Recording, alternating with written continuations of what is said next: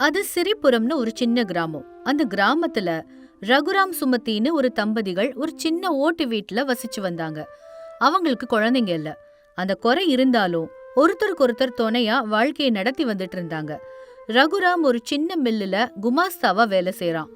ரகுராமுக்கு கிடைக்கிற சம்பளம் ரொம்ப குறைவு. 1ஆம் தேதி வந்தா ராஜாவை போல இருப்பான். 20ஆம் தேதி தாண்டிடுச்சுன்னா பிச்சைக்காரனை போல யாசிப்பான். இதுதானே ஒவ்வொரு நடுத்தர வர்க்க மனிதனோட வாழ்க்கையும். 1ஆம் தேதி சாயங்காலம் ரகுராம் வீட்டுக்கு வந்தான். முகத்துல ஏதோ ஒரு தெரியாத சின்ன சந்தோஷம். என்னங்க, இன்னைக்கு ஏன் இவ்ளோ லேட் ஆயிடுச்சு? சம்பளம் கொடுத்தாங்களா? கொடுத்தாங்க சுமதி. அதான் வரும்போதே உனக்கு பிடிக்குமேன்னு மைசூர் பாக்கு வாங்கிட்டு வந்தேன். என்னங்க, ஸ்வீட்லாம் எதுக்கு? நேத்து தானே மளிகை கடைக்காரர் பாக்கி வேணும்னு கேட்டாரு. முதல்ல அதை தீக்கணும்ல. எல்லாம் தீர்த்திரலாம் சுமதி. மாசத்துல ஒரு நாளாவது சந்தோஷமா இருக்க விடு. இதோ சம்பளம். இதை நீ எப்படி செலவு பண்ணுவியோ இல்ல சேர்த்து வைப்பியோ அது உன் இஷ்டம். சுமதி சம்பள கவர சாமி முன்னாடி வச்சிட்டு அதுக்கப்புறம் கணக்கு போட ஆரம்பிச்சா. என்னங்க கேக்குறீங்களா?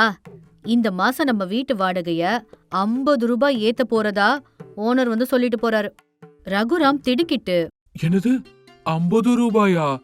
போன வருஷம் தானே ஏத்துனாரு. என்னோட சம்பளம் மட்டும் ஒரு 5 ரூபாய் கூட ஏறாது. ஆனா செலவு மட்டும் குதிரை மாதிரி ஏறிட்டே போகுதே. என்ன செய்யறது சொல்லுங்க. மளிகை ஜாமானோட லிஸ்டும் அதிகமாயிடுச்சு. அரிசி விலையும் கூடி போச்சு. பால், காய்கறி எல்லா விலையும் தீயா சுடுது. இந்த மாசம் நம்ம வாங்கணும்னு நினைச்ச புது புடவைய கண்டிப்பா வாங்க முடியாது. ரகுராம் வருத்தத்தோட, சுமதி, உனக்கு புது புடவை வாங்கி தரேன்னு 6 மாசமா சொல்லிக்கிட்டு இருக்கேன். ஏதோ ஒரு செலவு வந்துகிட்டே இருக்கு. என்ன மன்னிச்சிடுமா? அதுல என்னங்க இருக்கு? இருக்கிற புடவையே நல்லாதான் இருக்கு. ஆனா உங்க செருப்பு பிஞ்சு போயிட்டே இருக்கு. இந்த மாசம் எப்படியாவது புது செருப்பு வாங்கிடலாம். 4 பேருக்கு முன்னாடி நல்லா இருக்காது. அந்த செருப்புக்கு என்ன, இன்னும் 2 மாசம் நல்லா வரும். தையல் போட்டுக்கறேன். ஆனா நம்ம ஒதுக்கி வச்ச அந்த சின்ன தொகையை மட்டும் நம்ம தொடவே கூடாது. அது நம்ம வயசான காலத்துக்கு ஏதாவது ஆத்திர அவசரத்துக்கு உதவக்கூடியது. இந்த சமயத்துல வெளியில கேட் சத்தம் கேட்டுச்சு. அந்த ஊர் வீரையா சுமதி கிட்ட ஒரு பத்திரிக்கையை கொடுத்துட்டு போனான். கல்யாண பத்திரிக்கை வந்திருக்குங்க, பாருங்க. கல்யாண பத்திரிக்கையை பிரிச்சு படிச்சான் ரகுராம். படிக்க படிக்க அவனோட முகத்துல நிறங்கள் மாற ஆரம்பிச்சுது. பதற்றம், பயம், தயக்கம், இது எல்லாமே ஒரே நேரத்துல தெரிஞ்சுது. என்னாச்சுங்க? சுமதி, நம்ம தூரத்து சொந்தம், அதான் நம்ம பக்கத்து ஊர்ல இருக்காரே பாஸ்கர ராவ் ஐயா, அவரோட பொண்ணுக்கு கல்யாணம் நிச்சயமாயிடுச்சான். அடுத்த வாரம் கல்யாணமா. கண்டிப்பா நம்மள கல்யாணத்துக்கு வர சொல்லி இதுல ஒரு கடிதமும் வச்சிருக்காரு. கண்டிப்பா வந்துடணும்னு எழுதியிருக்காரு. கல்யாண பத்திரிக்கை வந்தா சந்தோஷம் தானே படணும். அத பார்த்து ஏன் பயப்படுறீங்க? உனக்கு தெரியாது சுமதி, பாஸ்கர் ராவ் ஒரு பெரிய கோடீஸ்வரர். அவங்க வீட்டு கல்யாணம்னா எவ்வளவு ஆடம்பரமா இருக்கும் தெரியுமா? அங்க வர்றவங்க எல்லாருமே ஏகப்பட்ட நகைங்களோட வருவாங்க. நம்ம போகணும்னா வெறும் கையோடவா போக முடியும்? கண்டிப்பா ஏதாவது மொய் வைக்கணும். குறைஞ்சது 1000 ரூபாயாவது செய்யலைன்னா நம்ம மானம் மரியாதையே போயிடும். அதான் யோசிச்சுட்டு இருக்கேன். 1000 ரூபாயா? நம்ம மாச சம்பளத்துல அப்படியே பாதி. அவ்வளவு கொடுக்க முடியுமா? கொடுக்க முடியாது சுமதி. ஆனா போகலன்னா இவ்ளோ தூரம் கூப்பிட்டும் வரலையேன்னு அவங்க சொல்லுவாங்க. போனா நம்ம ஜேபி காலி ஆயிடும். இதுதான் சொல்லுவாங்க நடுத்தர வர்க்க வாழ்க்கைங்கிறது. வசதி இருக்கிறவனுக்கு கல்யாணங்கிறது ஒரு கொண்டாட்டம். நம்மள மாதிரி ஆளுங்களுக்கு கல்யாணம் எப்பவுமே ஒரு நஷ்டம் தான். 2 நாட்கள் கடந்துச்சு. ரகுராமோட மனசு ஒரு நிலையிலேயே இல்ல. வேலையும் சரியா செய்ய முடியல. பாஸ்கர் ராவ் வீட்டு கல்யாணத்துக்கு போறதா வேண்டாமாங்கிற குழப்பம். கடைசியில ஊர் உலகம் என்ன நினைக்குமோ அப்படிங்கிற பயம்தான் கண்ணுக்கு முன்னாடி நின்னுச்சு. ராத்திரி சாப்பிடும்போது, சுமதி, நம்ம கல்யாணத்துக்கு போகலாம். பாஸ்கர் ராவ் ரொம்ப பெரிய மனுஷன். போகலன்னா நம்மள ரொம்ப மட்டமா நினைப்பாங்க. நம்ம ஏதாவது அட்ஜஸ்ட் பண்ணலாம். அட்ஜஸ்ட் பண்ணிக்கிறதுக்கு என்னங்க இருக்கு? வாடகை கட்டியாச்சு, மளிகை ஜாமான் வாங்கியாச்சு. கையில மிச்சம் இருக்கிறது 200 ரூபாய் தான். ரகுராம் தலையை குனிஞ்சுக்கிட்டு, நம்ம சேர்த்து வச்சிருக்கிற அந்த பணத்தை. சுமதி திடுக்கிட்டு, அது ஒரு ஆத்திர அவசரத்துக்காக வச்சிருக்கோம். அதுல எடுத்தா எப்படிங்க? இது கூட ஒரு வகை ஆபத்து தான் சுமதி. மானம் போற ஆபத்து. அந்த பணத்தை எடு. அது போக என் நண்பன் நாராயணன் கிட்ட ஒரு 500 ரூபாய் கடன் கேக்குறேன். எப்படியாவது ஒரு 1000 ரூபாய்க்கு ஒரு பட்டு புடவை வாங்கி மணப்பெண்ணுக்கு கொடுத்துருவோம். இவ்வளவாவது செய்யலன்னா நமக்கு அங்க கௌரவமா இருக்காது. சுமதிக்கு விருப்பமே இல்லைன்னாலும் கணவனோட பேச்ச தட்ட முடியாம சமையல் அறையில ஒரு டப்பாவில சேர்த்து வச்ச 500 ரூபாய் எடுத்துட்டு வந்து கொடுத்தா. அது அவ பல வருஷமா ஒவ்வொரு ரூபாயா சேர்த்த பணம். அடுத்த நாளே ரகுராம் நாராயணனை போய் பார்த்தான். என்னடா ரகுராம, 500 ரூபாய் கடன் வேணுமா? இப்பதானடா உனக்கு சம்பளம் வந்துச்சு. ஆமா நாராயணா, ஆனா சொந்தக்காரங்க வீட்டு கல்யாணம் வந்துடுச்சு, தவிர்க்க முடியாது. அடுத்த மாசம் திருப்பி கொடுத்துடுறேன். கல்யாணத்துக்கு போறதுக்கு கடன் வாங்கணுமா? நம்ம நிலைமை என்னன்னு அவங்களுக்கு தெரியாதா? இருக்கிறத வச்சுட்டு போனா போறாதா? இப்படி கடன் வாங்கி பந்தா பண்ண வேண்டிய அவசியம் என்ன? உனக்கு தெரியாது நாராயணா, அவங்கெல்லாம் பெரிய ஆளுங்க. நம்ம கம்மியா செஞ்சா 10 பேருக்கு மத்தியில நம்மள ரொம்ப கேவலமா பாப்பாங்க. பணம் இருந்தா கூட, இல்லனா விடு. நீதி போதனை எல்லாம் பண்ணாத. நாராயணன் பெருமூச்சு விட்டுட்டே அவன் பாக்கெட்ல இருந்து 500 ரூபாய் எடுத்து கொடுத்தான். வச்சுக்கோ, எப்ப முடியுமோ அப்ப திருப்பி கொடு. அந்த பணத்தை வச்சுக்கிட்டு ரகுராமும் சுமதியும் பஜாருக்கு போய் ஒரு நல்ல பட்டுப்புடவை வாங்கினாங்க. சுமதியோட மனசுக்கு வருத்தமா இருந்துச்சு. தனக்காக புடவை எடுக்க சொல்லும் போது பணம் இல்லைன்னு சொன்னாரு. ஆனா இப்போ ஊருக்காக செலவு பண்றாரேன்னு நினைச்சா. ஆனா அதை வெளியில காமிச்சுக்கல. கல்யாண நாள் வந்துச்சு.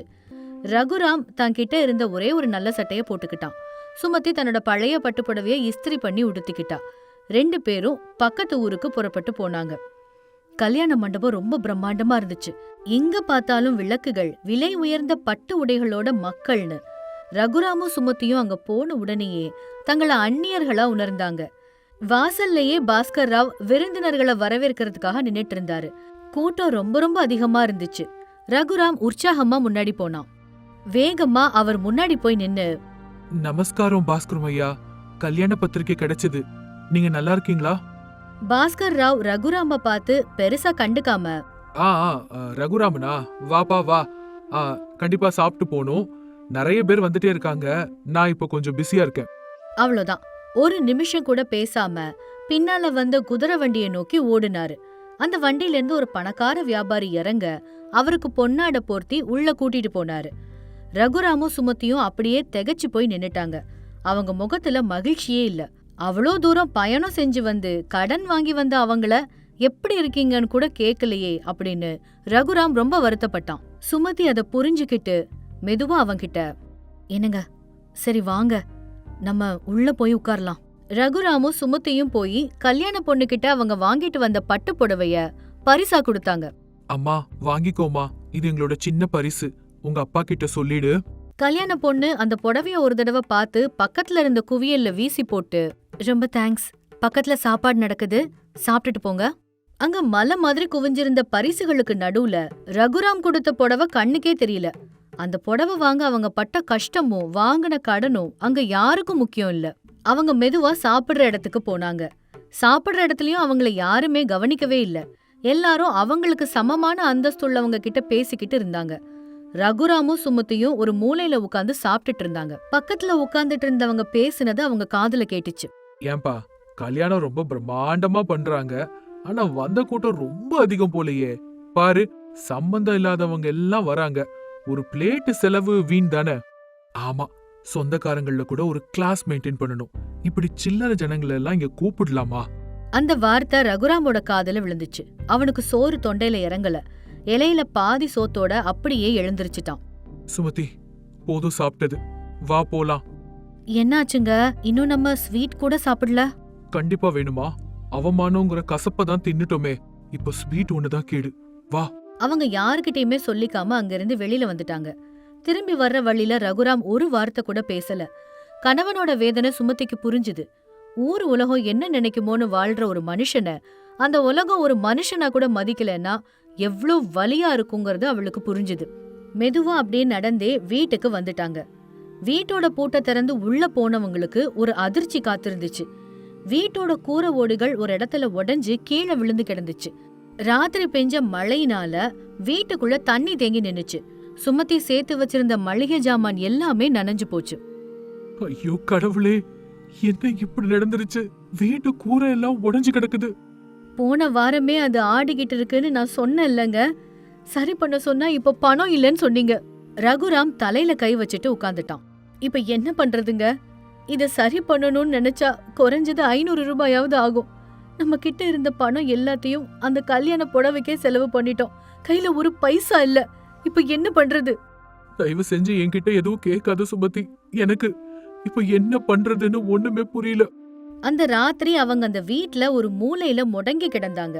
கடன் வாங்கிட்டு போன அந்த பட்டு புடவை அங்க யாருக்கும் தேவையில்லை. ஆனா அந்த பணம் மட்டும் இருந்திருந்தா இன்னைக்கு அவங்களுக்கு ஒரு பாதுகாப்பான நிழல் கிடைச்சிருக்கும். இந்த உண்மை ரகுராமோட இதயத்தை பிழிஞ்சுது. அடுத்த நாள் ரகுராம் வேலைக்கு போகல. நாராயணன் அந்த வழியா போகும்போது அவன் வீட்டோட நிலைமைய பார்த்து உள்ள வந்தான். என்னடா ஆச்சு ரகுராம? வீடெல்லாம் ஏன் இப்படி கிடக்கு? ரகுராம் நடந்தது எல்லாத்தையும் சொன்னான். கல்யாணத்துல நடந்த அவமானம், வீட்டோட நிலைமை எல்லாத்தையும் சொல்லி தேம்பி தேம்பி அழுதான். நான் பெரிய தப்பு பண்ணிட்டேன் நாராயணா. கௌரவத்துக்கு ஆசைப்பட்டு போய் என் வீட்டை நானே இப்ப பாழாக்கிட்டேன். அந்த கல்யாணத்துக்கு நான் போலன்னா யாருக்கும் எந்த நஷ்டமும் இல்ல. ஆனா அந்த பணம் இருந்திருந்தா இன்னைக்கு என்னோட வீடு நல்லா இருந்திருக்கும். இப்பவாவது உனக்கு புரிஞ்சது இல்லடா? அதுவே போதும்டா. நம்ம நடுத்தர வர்க்க வாழ்க்கையில ஒரு சாபம் இருக்குடா. நம்ம பணக்காரங்க மாதிரி காட்டிக்க முயற்சி பண்றோம், ஆனா ஏழையா வாழ்றோம். ஊர் உலகம் என்ன நினைக்குமோங்கிற பயம் நம்மள வாழ விட மாட்டேங்குது. அந்த 4 பேர் நமக்கு சோறு போட மாட்டாங்கடா. ஆபத்து வந்தா கை கொடுக்க மாட்டாங்க. எப்பவுமே நமக்கு நம்ம தான் துணை. அதை நம்ம தான்டா புரிஞ்சுக்கணும். ஆமா அண்ணன், நான் இவர்கிட்ட எப்பவும் சொல்லுவேன், நம்ம கிட்ட இல்லன்னா இல்லன்னு சொல்றதுல எந்த தப்பும் இல்லன்னு. ஆனா இவர் கேட்டதே இல்ல. சரி சரி, நடந்தது நடந்துருச்சு. இதோ என்கிட்ட ஒரு 300 ரூபாய் இருக்கு. உடனடியா மேஸ்திரிய கூப்பிட்டு இந்த ஓடுங்களை எல்லாத்தையும் சரி பண்ணு. மழை வந்தா அப்புறம் ரொம்ப கஷ்டமாயிடும். வேண்டாம் நாராயணா, உனக்கு ஏற்கனவே நான் 500 ரூபாய் கொடுக்கணும். மறுபடியும் கடன் வாங்க முடியாது. இது கடன்லாம் கிடையாது, நான் உனக்கு பண்ற உதவி. அந்த கல்யாணத்துல உனக்கு கிடைக்காத மரியாதை நம்ம நட்புக்குள்ள இருக்குடா, வாங்கிக்கோ. நாராயணன் போயிட்டான். அன்னைக்கு சாயங்காலம் வீட்டை சரி செய்யற வேலை முடிஞ்சுது. மழை பெஞ்சிட்டு இருந்துச்சு, ஆனா இப்ப வீடு பாதுகாப்பா இருந்துச்சு. அப்போ ரகுராம், சுமதி, என்னங்க? இன்னைக்கு எனக்கு ஒரு விஷயம் புரிஞ்சிருச்சு. இத்தனை நாளா நான் பணம் இல்லாதவன் வருத்தப்பட்டுட்டு இருந்தேன். ஆனா அது இல்ல, நான் திருப்தி இல்லாதவனா இருந்திருக்கேன்.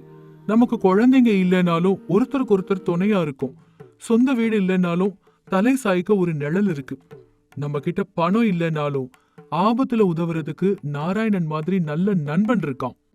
இதுவே நமக்கு போதும்.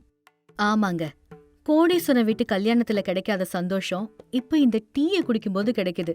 நம்ம நமக்காக வாழ்வோங்க, யாருக்காகவும் வேண்டாம். ஆமா ஆமா, இனிமே கடன் வாங்கி பந்தாலாம் பண்ண மாட்டேமா. நமக்கு இருக்கிறத வச்சு நம்ம சந்தோஷமா வாழலாம். அடுத்த மாசம் சம்பளம் வந்த உடனே முதல்ல நாராயணனோட கடனை நம்ம அடைச்சிடணும். அதுக்கப்புறம் தான் மத்தது எல்லாமே. அப்ப என்னோட புடவை உனக்கு இல்லாததா சுமதி?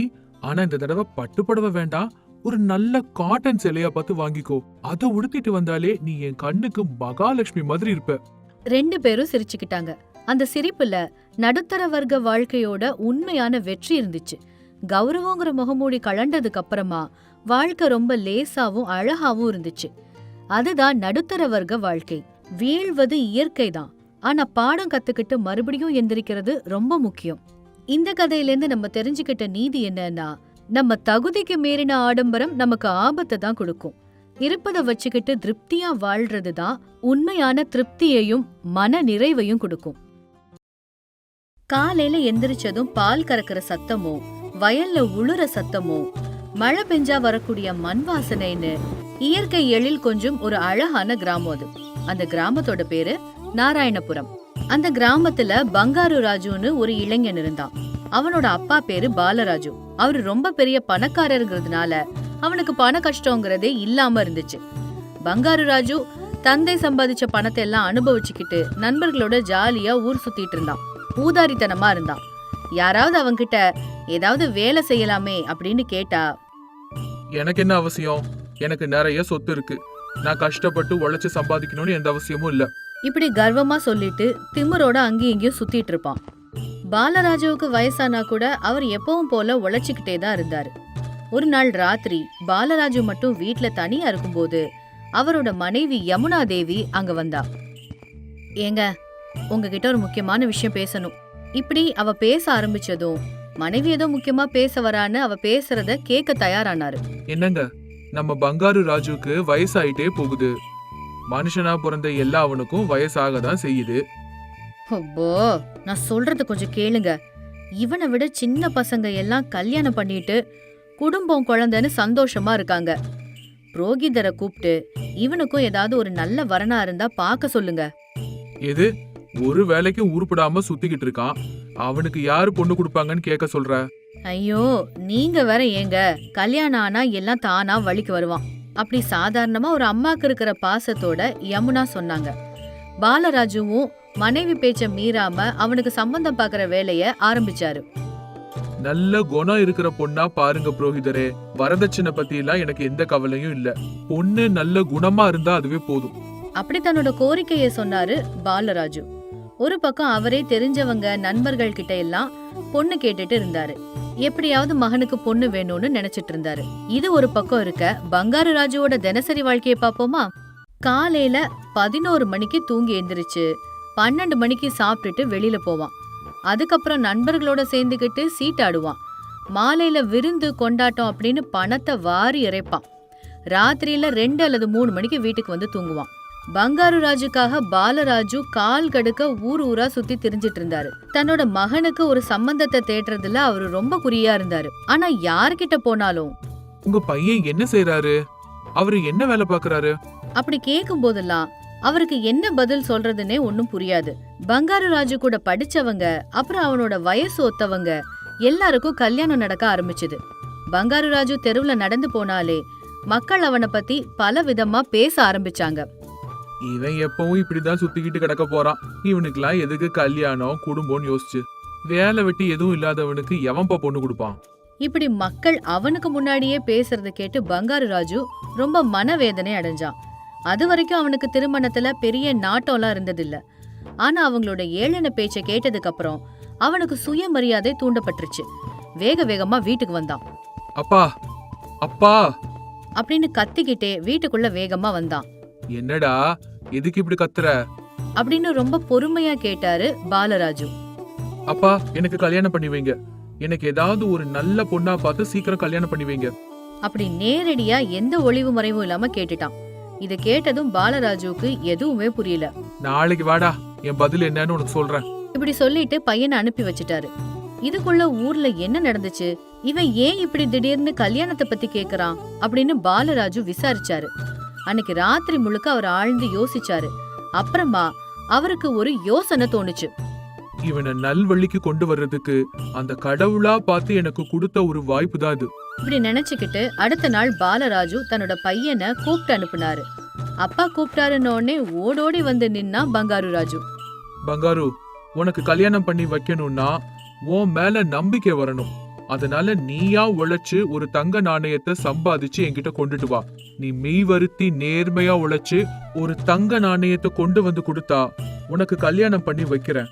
அது மட்டும் இல்லாம என் மொத்த வியாபாரத்தையும் உன் கையில கொடுத்துறேன். இப்படி சொல்லி அனுப்பி வச்சுட்டாரு. பங்காரு ராஜுக்கு இதெல்லாம் ஒரு பெரிய விஷயமாவே தோணல. இந்த அப்பா என்ன இவ்வளோ சின்ன வேலைய போய் இவ்வளோ பெருசா சொல்லிட்டு இருக்காரு. ஒரு தங்க நாணயம் சம்பாதிக்கிறது அவ்வளோ கஷ்டமான வேலையா என்ன? இப்படி மனசுல நினைச்சுக்கிட்டே நேரா அவனோட அம்மா கிட்ட போனான். யமுனா தேவி சமையல் அறையில வேலை பார்த்துட்டு இருந்தா. தந்தைக்கும் மகனுக்கும் இடையே நடந்த விஷயங்கள் எதுவும் அவளுக்கு தெரியாதுல்ல. அம்மா, எனக்கு ஒரு தங்க நாணயம் கொடுப்பியா? அவளும் யோசிக்காம நாணயத்தை எடுத்து கொடுத்துட்டா. பங்காரு ராஜு அந்த தங்க நாணயத்தை எடுத்துட்டு போய் அவங்க அப்பா பாலராஜு கிட்ட கொடுத்தான். பாலராஜு அந்த தங்க நாணயத்தை வாங்கி அப்படியே கிணத்துக்குள்ள வீசிட்டாரு. இது செல்லாதுடா, வேற ஒண்ணு எடுத்துட்டு வா. இப்படி பாலராஜு சொன்னதை கேட்டு பங்காரு ராஜுக்கு எதுவுமே புரியல. ஆனா அதை அவன் பெருசா எடுத்துக்கவே இல்ல. அடுத்த தங்க நாணயத்தை தேட தொடங்கினான். அந்த நாணயம் போனதுக்காக அவன் வருத்தப்படவும் இல்ல. வேற ஒண்ணு கிடைக்காமலா போயிடும். உடனே அவனோட நண்பன் நாகராஜு ஞாபகம் வந்து அவன்கிட்ட போய் கேட்டான். டேய் நாகராஜு, எனக்கு ஒரு தங்க நாணயம் குடுடா, உடனே திருப்பி கொடுத்துறேன். நண்பன் கிட்ட இருந்து ஒரு தங்க நாணயத்தை வாங்கிட்டு வந்து அத உடனே அவங்க அப்பா கிட்ட கொண்டு போய் கொடுத்தான். அப்பா, இந்தாங்கப்பா, நீங்க கேட்ட தங்க நாணயம். சீக்கிரமா பார்த்துட்டு உங்க முடிவை சொல்லுங்க. இப்படி சொல்லவும் மறுபடியும் பாலராஜு அந்த தங்க நாணயத்தை வாங்கி கிணத்துக்குள்ள தூக்கி வீசிட்டாரு. இதெல்லாம் வேலைக்காகாது, வேற ஒண்ணு எடுத்துட்டு வா. இப்படி சொன்னதும் பங்காரு ராஜுவுக்கு மறுபடியும் ஒண்ணுமே புரியல. மறுபடியும் வேற ஒரு தங்க நாணயத்தை சம்பாதிக்கிறதுக்காக முயற்சி பண்ணான். மறுபடியும் யாருக்கிட்டையாவது போய் வாங்கிட்டு வருவான். அது அவங்க அப்பா மறுபடியும் கிணத்துல தூக்கி போட்டுருவாரு. இது கொஞ்ச நாட்கள் இப்படியே தொடர்ந்துட்டு இருந்துச்சு. ஒரு கட்டத்துல அவனுக்கு கடன் கொடுக்கறவங்க கொடுக்க மறுத்துட்டாங்க. இது எல்லாத்தையும் கவனிச்சிட்டு இருந்த பாலராஜு அவரோட மனைவி கிட்ட, யமுனா, நம்ம பையன் உருப்பிடணும் அப்படின்னு நினைச்சா இனி அவன் தங்க நாணயம் கேட்டானா கொடுக்காத. அப்படி தன்னோட திட்டம் எல்லாத்தையும் மனைவி கிட்ட சொன்னாரு. அவளும் அந்த திட்டத்துக்கு ஒத்துழைக்கிறதா சரின்னு சொன்னா. பங்காரு ராஜு தங்க நாணயத்துக்காக சுத்தி சுத்தி மறுபடியும் அம்மாட்ட வந்தான். ஒரு தங்க நாணயம் குடுன்னு கேட்டான். எனக்கு மட்டும் எங்கேந்துடா வரும்? நான் என்ன எங்கேயும் வேலைக்குமா போறேன்? அப்படி முகத்துல அடிச்ச மாதிரி சொல்லிட்டா. பங்காரு ராஜு எவ்வளவோ முயற்சி பண்ணியும் அவனுக்கு நாணயம் கிடைக்கல. வேற வழி இல்லாம ஊர்ல பெரிய பணக்காரரான வர்மாங்கிறவர்கிட்ட 3 நாள் வேலை செஞ்சான். ரொம்ப கஷ்டப்பட்டு மெய் வருத்தி உழைச்சு ஒரு தங்க நாணயத்தை சம்பாதிச்சு கொண்டு வந்தான். ஜெயிச்சிட்டோங்கிற ஒரு சந்தோஷத்தோட பரபரப்போட ஓடியே வந்து அந்த தங்க நாணயத்தை அப்பா கையில கொடுத்தான். ஆனா அவர் அதை வாங்கி மறுபடியும் கிணத்துல வீசிட்டாரு.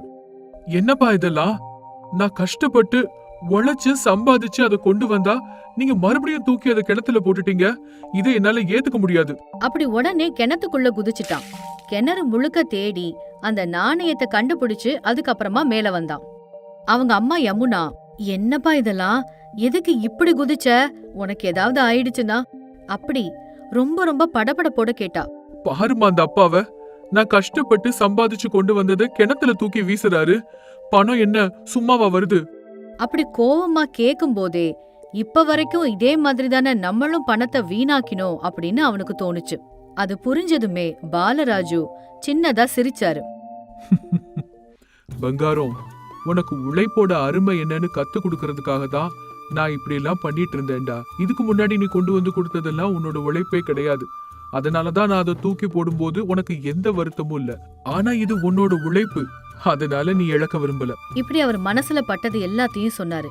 இத கேட்டதும் பங்காரு ராஜுவோட மனசு அப்படியே கரைஞ்சிருச்சு. நேர்மையா உழைச்சு சம்பாதிச்ச பணத்துக்கு யாராலையும் விலை பேச முடியாது. இப்ப பாரு, உன் உயிரை விடவும் உன்னோட உழைப்பு உனக்கு பெருசா தெரிஞ்சிருக்கு. இதே உழைப்பையும் நேர்மையையும் நம்ம நம்புனா நம்ம கையில காசு இல்லாட்டி கூட நம்ம தாண்டா ஜமீன்தாரு. இப்போ உன் மேல எனக்கு முழு நம்பிக்கை வந்துருச்சு. இனி நீ பொறுப்பா எல்லாத்தையும் பாத்துக்குவேங்கிற நம்பிக்கை எனக்கு வந்துருச்சு. அதுக்கப்புறம் பாலராஜு திருமண ஏற்பாடுகள் செய்ய ஆரம்பிச்சாரு. தன்னோட வியாபாரத்தையும் விவசாயத்தையும் அவனோட பொறுப்புல ஒப்படைச்சாரு. பங்காரு ராஜுவும் தந்தையோட பேச்ச உணர்ந்து புரிஞ்சுக்கிட்டு ஒரு நல்ல பொண்ண கல்யாணம் பண்ணிக்கிட்டு நேர்மையோட உழைச்சு சம்பாதிச்சு மகிழ்ச்சியா வாழ ஆரம்பிச்சான்.